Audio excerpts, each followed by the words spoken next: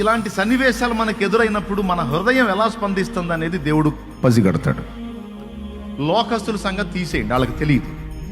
మనం దేవుని బిడ్డలం కాబట్టి, మనం వాక్యం వింటున్నాం కాబట్టి, పుస్తకం చేత పట్టుకొని తిరుగుతున్నాం కాబట్టి, దాని అర్థం ఏంటంటే ఈ పుస్తకంలో ఉన్న మాటల చొప్పున నేను బతకాలనుకుంటున్నానని ఆ బరువైన పుస్తకం చేతిలో పెట్టుకుని ఎటుపోయినా తిరుగుతున్నావు బైబిల్ గ్రంథాన్ని. కాబట్టి అందులోనే చెప్పాడనమాట ఈ సంగతులన్నీ.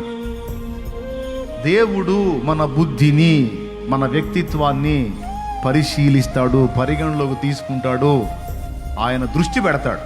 ఈ శోధనని నువ్వు గెలిచావనుకో, ఏది ఈ మత్సరం, ఈ కుళ్ళుపోతు బుద్ధి, ఈ పక్కోండు చూసి ఆడవటం అనే దరిద్రాన్ని నువ్వు గెలిచావనుకో, అదేది మొక్క దశలో ఉన్నప్పుడే దేవునికి స్తోత్రం, సుబ్బారావు నా పొలం పోతే పోయింది, దేవుడి కృపను బట్టి నీ పొలాన్ని మంచిగా దేవుడు పండేటట్టు చేశాడు, నాకు అంతే సంతోషం సుబ్బారావు అన్నావు అనుకో, సుబ్బారావు